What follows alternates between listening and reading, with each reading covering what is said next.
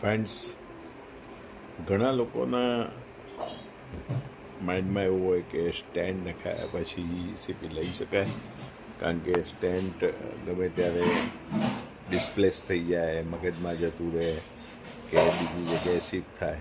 પણ એવું નથી હોતું. સ્ટેન્ડ નાખ્યા પછી તે સ્મૂથ મસલની કેપથી ઘેરાઈ જાય છે, એટલે તે ડિસ્પ્લેસ થતું નથી. એટલે સ્ટેન્ડ પછી તમે ઈસીપી લો, કારણ કે સ્ટેન્ડ હંમેશા ભરાઈ જવાની વૃત્તિ રાખે છે. સ્ટેન્ડ હંમેશા રિસ્ટિનોસિસ થાય, રિથ્રોમ્બોસિસ થાય, 1 વર્ષે 2 વર્ષે, ઘણામાં જલ્દી થાય, 1 મહિનામાં થઈ જાય બેર મેટલ સ્ટેન્ટ હોય તો. પણ સ્ટેન્ટ કદી શરીરમાં ફરતું નથી, એક જગ્યાએ સ્થિર જ રહે છે. બીજું કે બાયપાસ પછી ઈસીપી લઈ શકાય?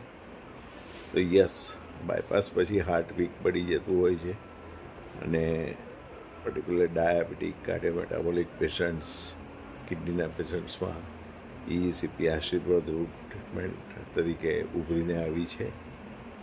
એટલે ઈસીપીમાં કોઈ ડ્રગ્સ નથી, કોઈ લેઝર નથી નાખવાનું શરીરમાં.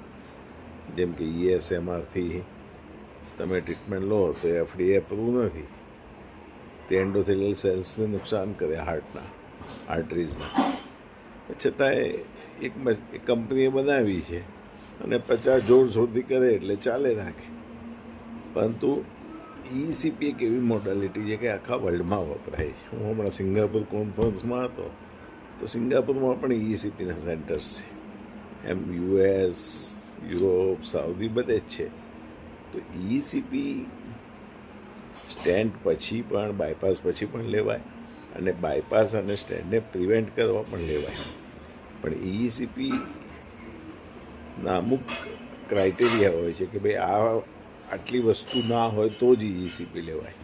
જેમ કે સિવિયર એઓર્ટિક રિગર્જિટેશન ના હોય, કે ડીવીટી ના હોય, ડ્યુઅલ ચેમ્બર પેસમેકર ના મૂક્યું હોય, એવા કેસમાં ઈસીપી લઈ શકાય.